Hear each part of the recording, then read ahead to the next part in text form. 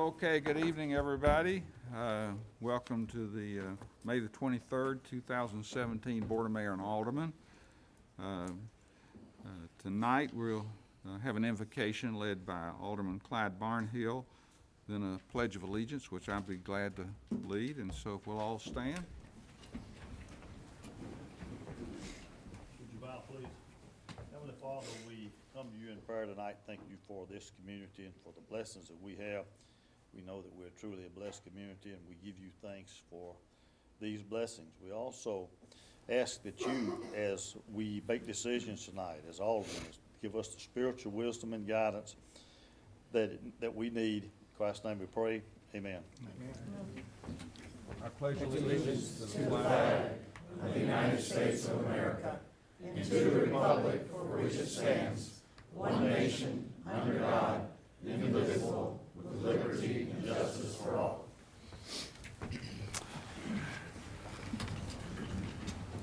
The next item on the agenda is an opportunity for citizens to make comments for items that are not on the agenda. I don't have any speaker cards, so I assume that no one wants to speak tonight, and we'll move on to communications from the Williamson County Commission. I don't see anyone here. Are any of the commissioners here?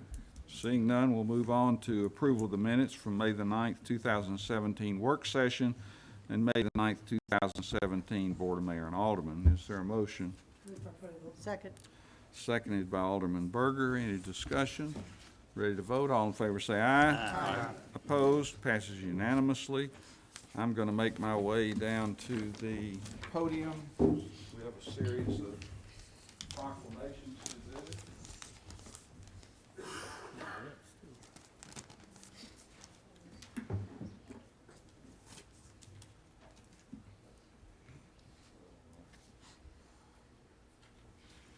First, I'd like to ask Ida Turner and her family to come up.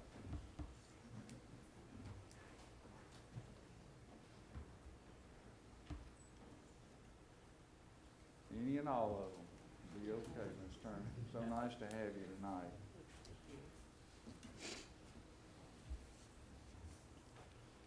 So, come on up. And we'll have an opportunity to take a picture afterwards up there if you'd like. Okay, that's fine.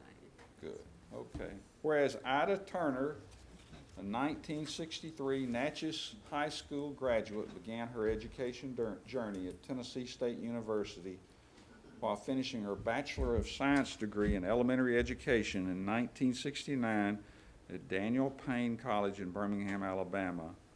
And whereas Ida taught second grade at Johnson Elementary before coming to Williamson County Head Start First Educational Coordinator in 1972 and lead teacher in 1975 when Mid-Cumberland Head Start consolidated. And whereas Ida started her master's degree in education in Nashville's UT Extension and received endorsement credentialing at Motlow State Community College in Smyrna, Tennessee, before retiring as lead teacher in 2010 to ultimately assist at WEMAC and Head Start until 2016.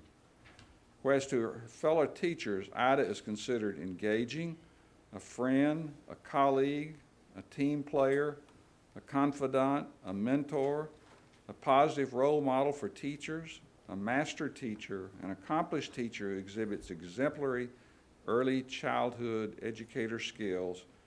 Whereas Ida is officially enjoying retirement as an active YMCA member, devoted Limestone Baptist Church member, and loving sister, aunt, mother, and granddaughter. Now, therefore, I, Dr. Ken Moore, Mayor of the City of Franklin, do hereby confer upon Ida M. Turner our highest recommendation, or rather commendations, for her 45 years of commendable dedications to Franklin's Mid-Cumberland Head Start. Wow.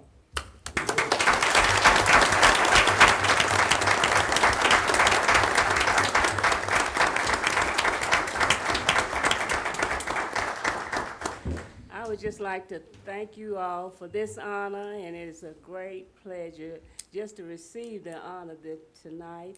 And by the grace of God, I made it, and I'm just thankful that I could go through Head Start, and I enjoyed every minute of it of the 45 years.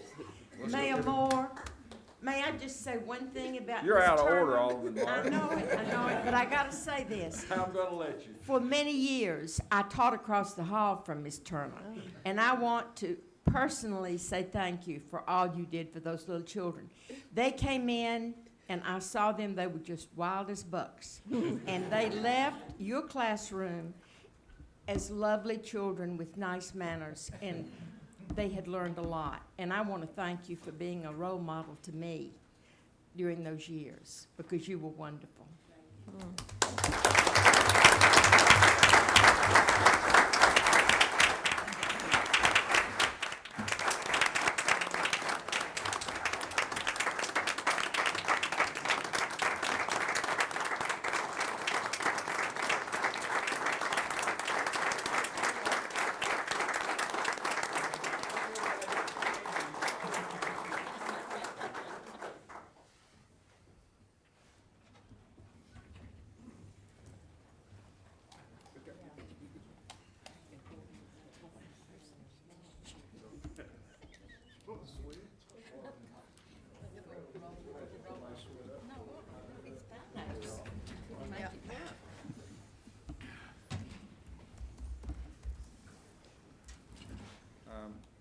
Next, I'd like to invite Mike Granger and his wife Donna and his daughter Charlotte Siegel to come up. And Amanda, you come up with us. Just kind of gather around, and we've got a little proclamation to do here, Mike. Whereas this proclamation celebrates Mike Granger and his nearly 6.5 years of service on the Battlefield Preservation Commission as an at-large member, and whereas Mike Granger has been a leader in the field of historic preservation, serving as chairman of the Washington, D.C.-based nonprofit Civil War Trust, an organization that is committed to the preservation of America's Civil War battlefields. Whereas during his service, Mike Granger has advocated for the preservation of significant Franklin Civil War battlefield properties, including parcels that now serve as the city's Carter Hill Battlefield Park. And now, therefore, I, Dr. Ken Moore, Mayor of the City of Franklin, do hereby commend Mike Granger and publicly recognize him for his dedicated service to the City of Franklin and his commitment to the preservation of Franklin's historic resources.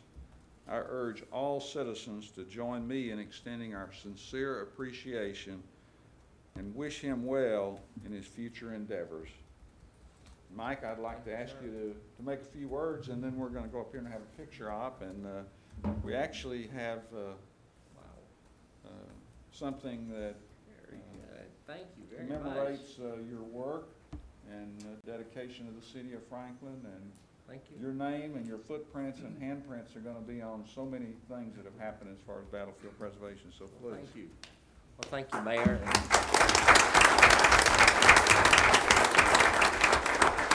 I want to thank the mayor and the board for the support that they have given through the years for Civil War battlefield preservation. The City of Franklin, there's not another city in America that is so supportive of preservation and understands the value of it, not only from a historical monetary perspective, but from a memory of our history, which is so important. Thank you very much. And it's been a privilege, an absolute privilege, to work with the many people and the organizations in this city that are involved in battlefield preservation. Very unique situation. Thank y'all very much.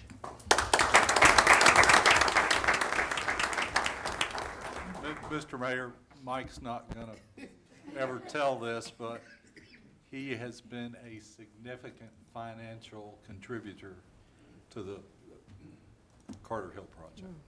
And we appreciate that. Yeah, thank you.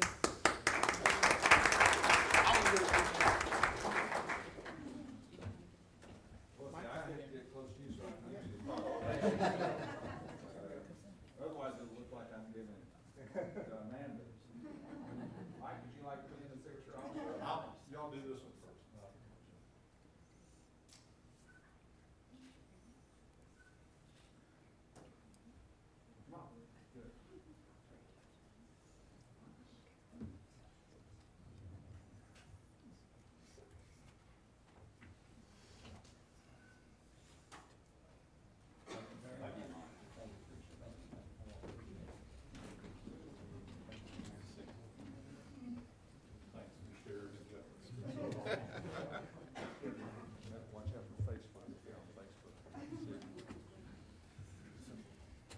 Okay, we'll continue on. Whereas Public Works Services who's gonna stand in for Public Works?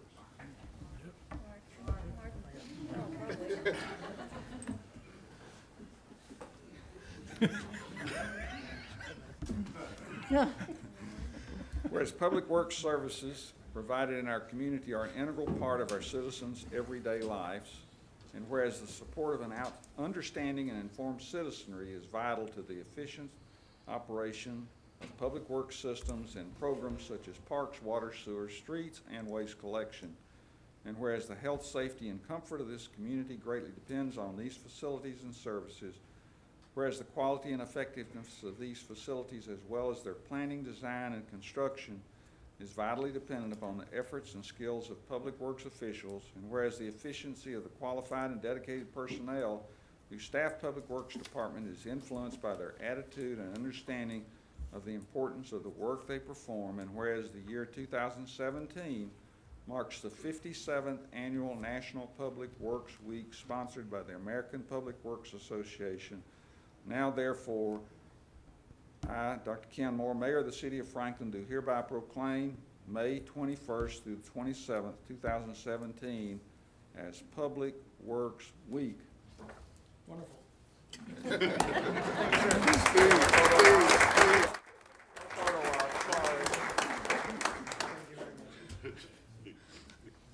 And is anyone here with Mental Health Awareness Month? Okay. I'll take that one. Would you No like to comment. stand in? No, I'm good. No comment. Yeah, he did an outstanding job. Whereas Mental Health Awareness Month is observed nationally every May to raise awareness for mental health issues, decreasing the stigma surrounding it and encouraging those suffering to seek help. And whereas Insight Counseling Centers has created a mood wall campaign featuring emotion stickers so that folks can tell them how they're feeling and increase conversation around mental health. Whereas Insight Counseling Centers are striving to make Franklin a healthier, happier place to be for every resident by increasing education surrounding mental health and encouraging those who struggle to seek help. Therefore, I, Dr. Ken Moore, Mayor of the City of Franklin, do hereby proclaim May 2017 as Mental Health Awareness Month for Franklin in a recognition of those affected by mental health issues. Dr. Moore, I'm on their advisory board, I'll take that too. Sure. Come on up, Dave.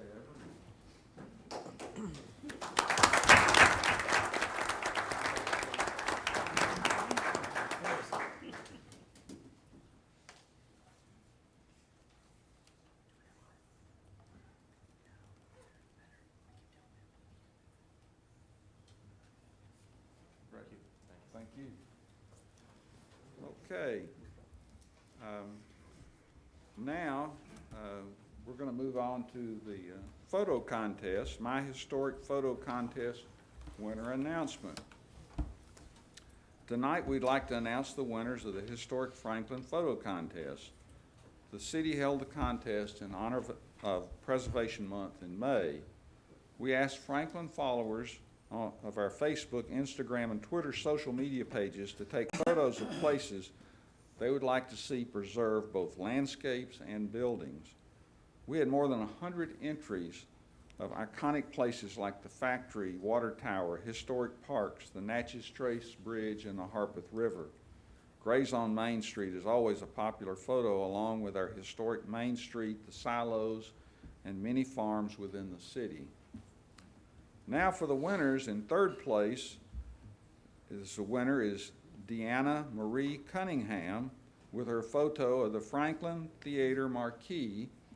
She has won a gift card to 10 Cottage, a gift bag from the Williamson County Convention and Visitors Bureau, a bronze coffee gift package from the downtown Franklin Starbucks. So, Deanna.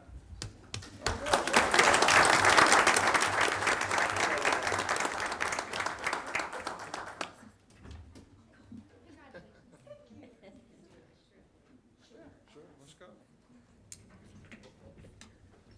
You got a copy of the photos? No. Oh, is this your husband? Yes.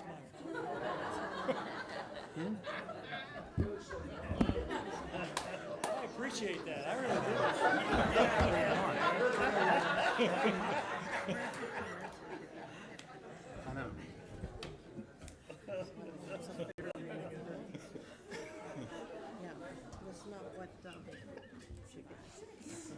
Okay, now, in second place is local photographer Tom Thompson for his landscape of Carnton Plantation. Tom won a gift basket from the Heritage Foundation, a Starbucks silver gift package, and a Harlansdale t-shirt from the Tin Cottage. I don't think Tom was able to come tonight, so we will get his prize to him. And now, for a little drum roll, in first place is Solomon Davis with his snowy Main Street photo he titled "It's a Wonderful Life." See here? Come on up.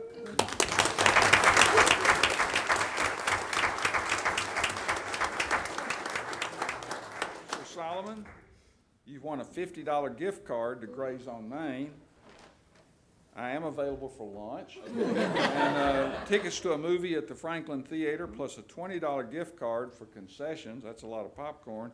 The gold package from downtown Starbucks, including coffee, gold coffee tumblers, and a Gold Coast coffee and a handcrafted art piece donated from the Tin Cottage. That is nice. Yeah, thank you very much. So you want to get your picture back? Yes, sir. Love it.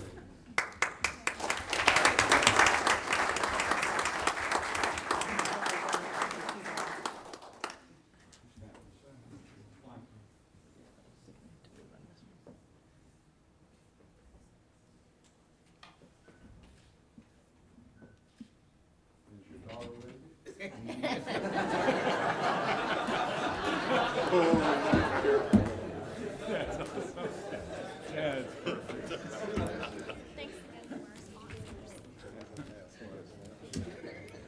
And so, special thanks to our sponsors, Grays on Main Street, the Franklin Theater, the Tin Cottage, the Heritage Foundation, Starbucks, the Williamson County Convention and Visitors Bureau, David Broad Photography, and to our communications team and planning department for promoting and facilitating the photo contest.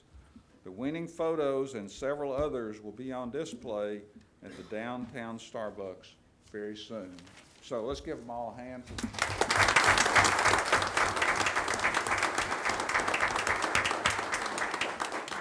So we're ready to go to miscellaneous reports. And what I would like to do is ask Mr. Stuckey if he would discuss an item that we were to consider tonight, but it failed to get on the agenda, which is consideration of de-annexation of some property within our city. So I'd like to ask Mr. Stuckey if he would fill us in on that and how we're going to approach that. Yes, this is something we discovered that we had not fully put on the agenda in terms of the publishing.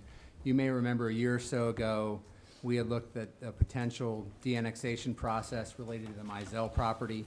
We had deferred that to the second meeting in May this year. And so, and our reasoning, I think at the time, was primarily driven by the fact that the state had not provided guidance in de-annexation and how the de-annexation process would work.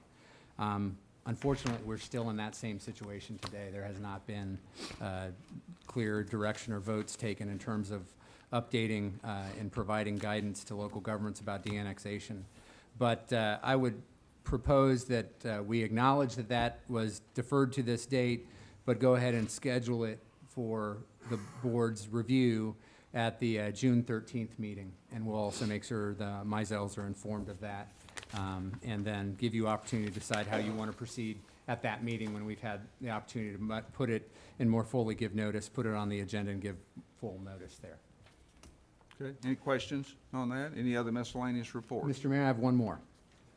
I apologize we don't have a proclamation, but this week is also Emergency Medical Services Week, EMS Week, and we have a number of people in the audience that help provide that service, members of our fire department. I think they're here to hear about the budget, but I think we ought to recognize the work that they do every day, providing critical services to our citizens.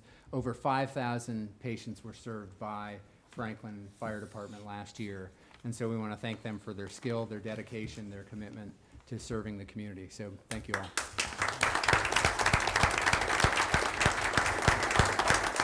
Stand up so we can differentiate who you are.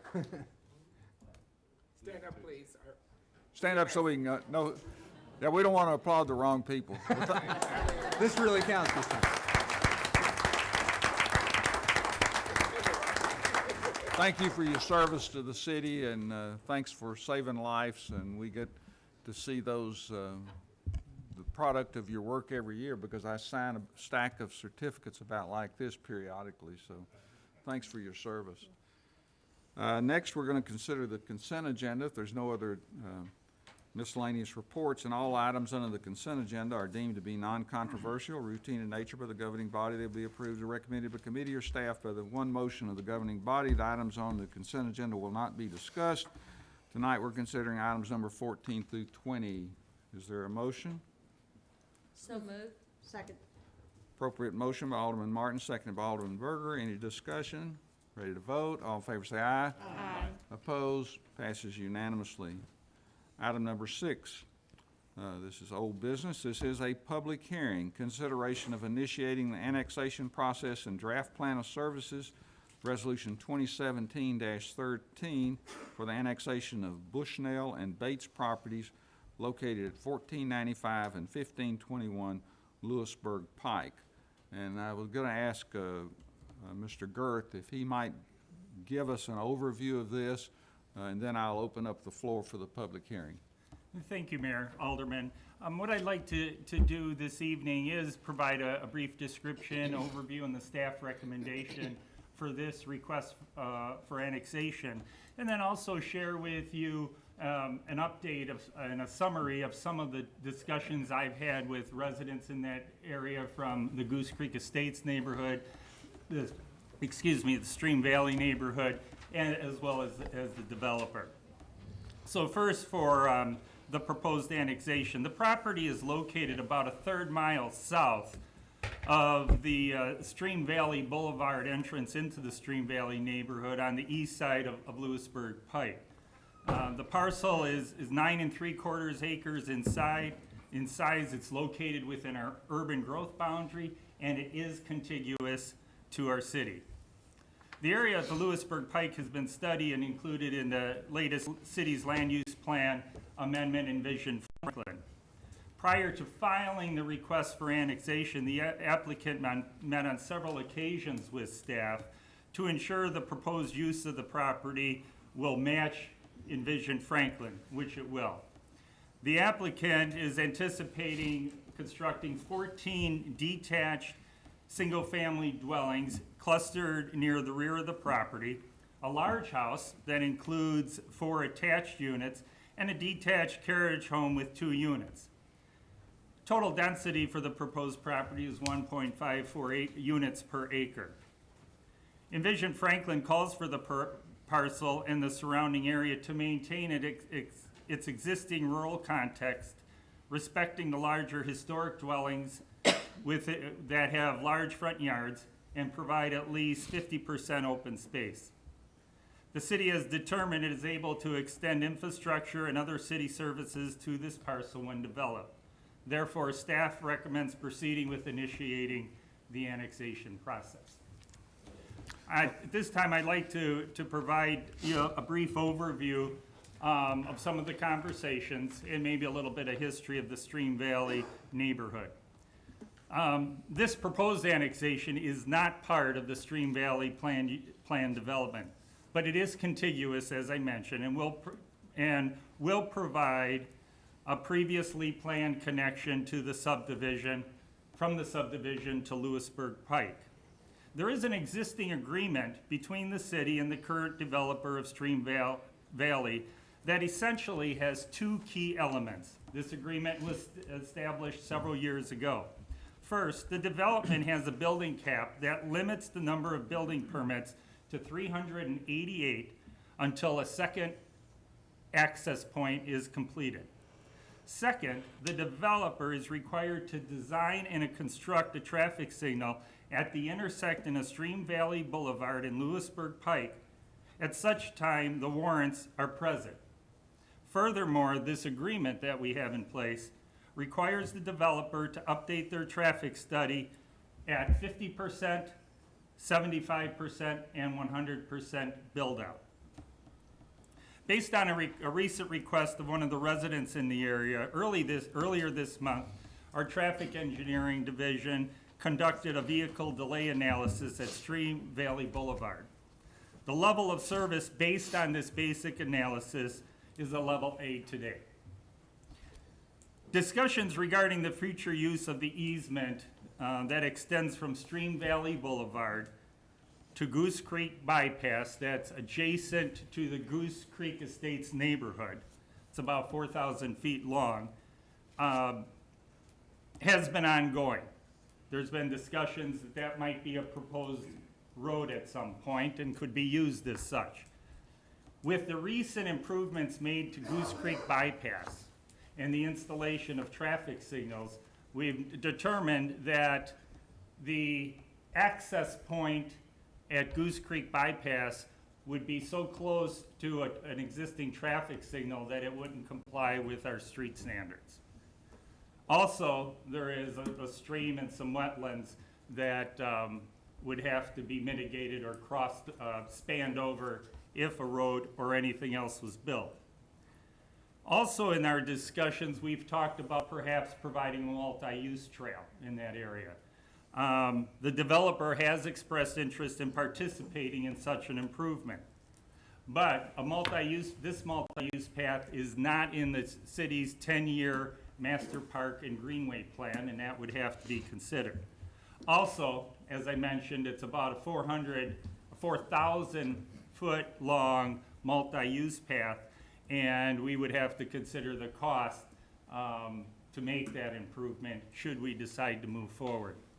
Hopefully this provides you a brief overview that, of what the current situation is, and that I myself am personally involved and open to talking about the subdivision, the traffic impacts, the future growth of that area with residents from both the county and city. Thank you. Okay, the public hearing is still open. It's an opportunity for citizens to speak on this subject. Please come forward. I don't see anyone coming forward. We'll declare the public hearing. I'm sorry? We do have some. Too slow. For public information, typically we ask you to fill out a comment card and give those to me so that we know who you are, and so that Linda, raise your hand, Linda, will know who you are and also how to spell your name. So go ahead, Matt, introduce yourself. Okay, I'm Matt Doberfull, and I'm here. I recognize I'm not part of the city, but I represent the Goose Creek Estates neighborhood, which Vernon mentioned a little bit in his overview. And from our neighborhood's perspective, we're very much in favor of this annexation of this property. I've been involved in various meetings where I've come before the board up to 2.5, 3 years ago, where we've talked about various alternative access roads to Stream Valley, and certainly this property seems to meet the requirements better than the right-of-way that runs along the back of our neighborhood, and 20% of us would get nice frontage property to a speedway coming out of Stream Valley if that road were ever built. So the three reasons, just very briefly, why we're in favor, I think Vernon already mentioned this, is that one, in keeping with the small area plans for that area, the potential right-of-way that would go from Stream Valley to Goose Creek Bypass would go right along a tree line with over 3,000 mature trees, over 4 inches in diameter, which I plotted out, and the tree line is literally right in the middle of the right-of-way from 40 to 60 feet. And so it's very likely a lot of that would be damaged, and that's not with the preservation of green space that the city has as one of their goals. Secondarily, in October of 2015, there was land really right between the existing Stream Valley access and this potential annexation here that Pulte was going to develop, and in a very similar proceedings as today, the board voted to move forward with review of annexation. Obviously that didn't happen. They pulled out for various reasons, so I would see no reason why this property shouldn't get the same fair shake to view if it would work and go through that review process before annexation decision. And then very lastly, as just the last piece of history that, yeah, back to 2004, when Stream Valley was first approved, and they said they needed a second access. The only reason was for emergency service vehicles. It was the fire marshal who put that requirement in for the neighborhood. And as Vernon noted, the potential right-of-way to Goose Creek bypass would be a right-in, right-out only road because there's a median now on Goose Creek bypass, and it would come 7 houses in from the existing access to Stream Valley, whereas this potential annexation would come on the exact opposite end of the Stream Valley neighborhood and much more beneficial for the actual purpose of a second road, which is emergency service access. That's all I've got. Thank you. Does anyone else want to speak to this body? Seeing none, I declare the public hearing closed. Is there a motion? Move for approval. Appropriate motion by Alderman Skinner, Second. seconded by the Vice Mayor. Any discussion? Just a question. Alderman Martin.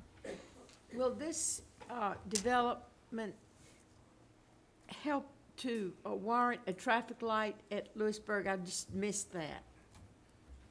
Will it help warrant the traffic light? That'll be part of what you look at with the plan of service that will be developed as you look at the annexation.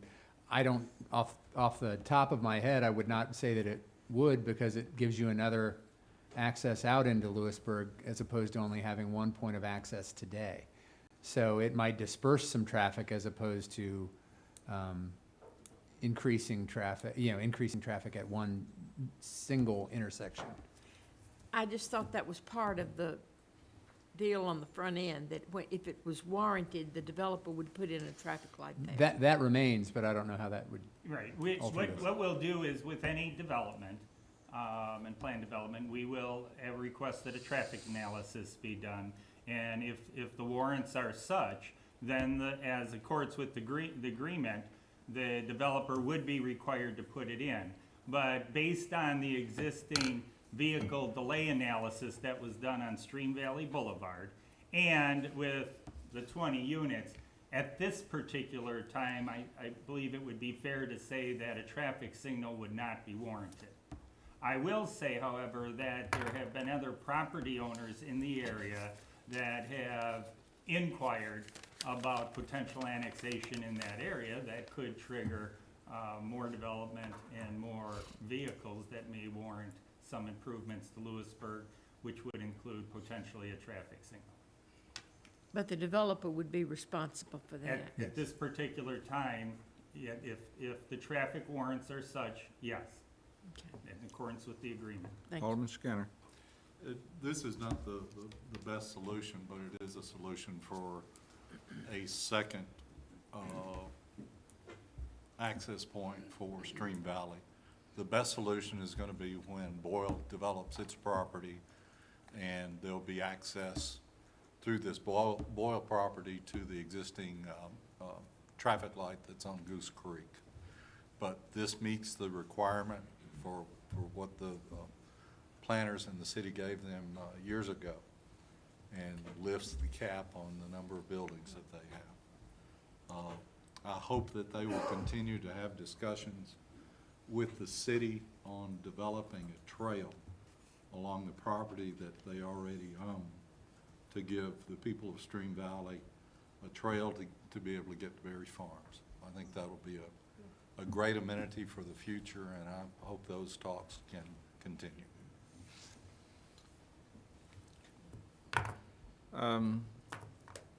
Ready to vote? All in favor say aye. Aye. Opposed? Passes unanimously. Item number 7, consideration orders 2017-19, an ordinance to adopt a budget for fiscal year 2017-18, establishing a public hearing June the 13th, 2017. Is there a motion? Motion to approve. Second. Appropriate motion by Alderman Barnhill, seconded by Alderman Berger. Open for discussion. Mr. Stuckey. Mr. Mayor, if I could, I'd like to give a little bit of an overview that covers really items 7, 8, and 9. Each of these items require 3 votes by the board, and what each of these does is establish a public hearing for the next time the board meets on June 13th. The budget that has been proposed to you for fiscal year 18, of all funds, it includes $145.2 million, which is a 1.5% increase over the current year budget. For the general fund, which is our primary operating fund, that budget is proposed at $68.9 million, which is a 1.2% increase over where we expect the fiscal year 17 budget to come in at. So with that, we are covering a number of needs within the community, but primarily we have a balanced budget. It is in compliance with your debt and fund reserve policies. It does maintain the current property tax rate, inclusive of the Invest Franklin initiative that the board approved last year, and that was an additional or a dedicated 10 cents of property tax. Within that 10 cents, 7 cents allocated to infrastructure and transportation investment, and 3 cents dedicated to city operations. And the first such dedication of additional property tax capacity for operations, I would add, since 1986. So that was an important investment that you all directed last year and that continues in this budget. There are a limited number of new positions in the budget. They include new positions in parks, fire, engineering, streets, water management, and stormwater. There are a number of part-time positions moving to full-time, so there's really about a handful of new positions in the whole budget, so it's fairly limited. The one other component that you will need to vote on is an adjustment to our residential refuse collection and recycling services. That amount, which is a monthly rate of currently at $16.50, is proposed to move up $1 to $17.15 per month, and is the first such increase since about 4 years ago.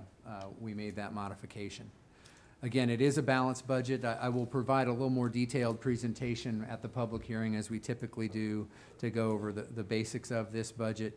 I'm glad to answer any questions, but thought it might make sense to go through this collectively, because the items all fit together. Item 7 is the actual ordinance that enacts and establishes the budget. Item 8 is the establishment of the property tax rate. Again, it holds the current property tax rate from fiscal year 17 into fiscal year 18. And then item 9 is the ordinance that amends Chapter 17, which includes a component of fees that deal directly with refuse, trash disposal, recycling rates for our residential customers. So those are the 3 actions that are on your agenda tonight. And again, this is the first vote of 3 and establishes a public hearing for 3 weeks from tonight on the budget, on the property tax rate, and on the update or adjustment of the sanitation fee. Thank you. Glad to take any questions. Alderman McClendon. I'd like to note a couple things. One, when we did that Invest Franklin, we earmarked 70% of that for capital improvements and the rest for other.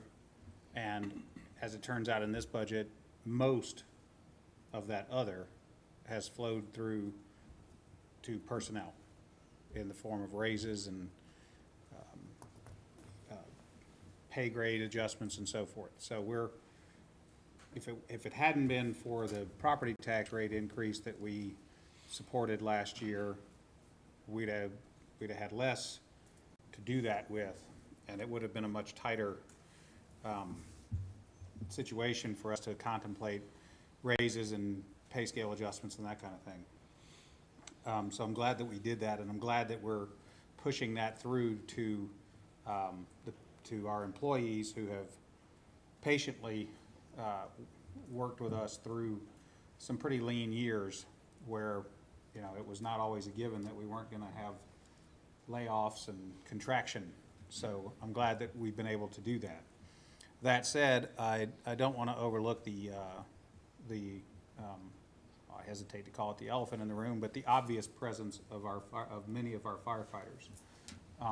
In recent days, there have been some conversations that have begun to address whether, and if so, how adjustments to the pay structure for firefighters. Those conversations have begun between me and your leadership and city staff, and I'm not taking any particular credit for it or saying that to be exclusive, it's just that that's the way it went. It kind of started on Facebook a few days ago and took off from there, and I've had the pleasure to meet with Mr. Edge in the meantime. So this, I'll be honest with you, I'll always be honest with you guys, okay? This budget is one that we need to pass, something like it, in the very near future, because that's how we fund our operations.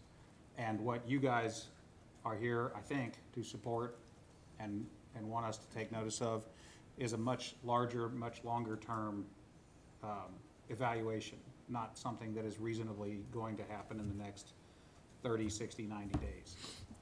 That said, I'm willing to have it.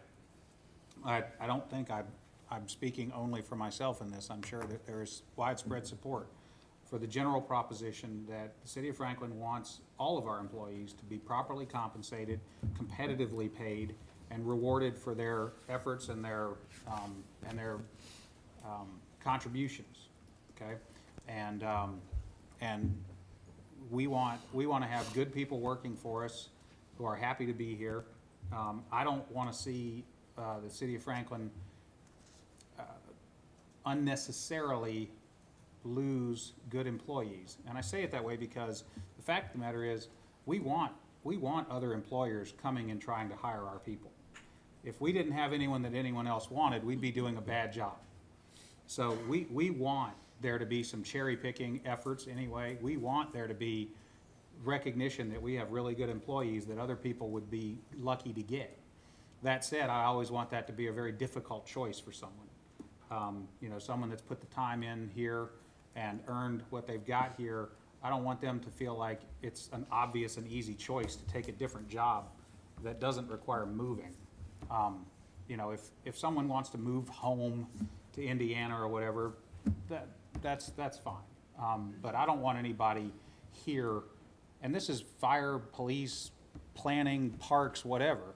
I don't want any employee of Franklin to feel like the only way that they can really get a fair shake or get ahead in life is to take a similar job or a lateral hire or a small promotion 10, 20, 30, 40 minutes from here. That shouldn't be that way. I'm committed to hearing and evaluating the options that we have that accomplish those goals of having good employees who are happy to work here. I've told your leadership that I'll need to come to understand the alternatives that you may be proposing, and I'll need to understand how those are consistent with and fit within an entire organization that the city has. You know, we, as a policymaking, budget-setting body, have an obligation to spend the taxpayers' money wisely. So we can't just decide that because 50 or 100 or 150 employees want more money that we're going to just do it.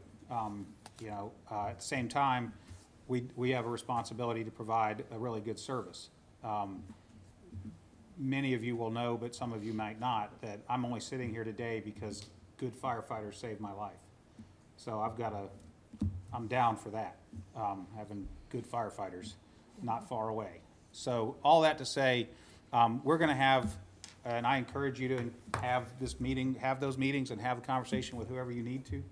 But I'll be part of them, and I'll be interested to know how we can make sure that we're being competitive and fair, and that our policies recruit and retain good employees, and that good employees are rewarded for being that way.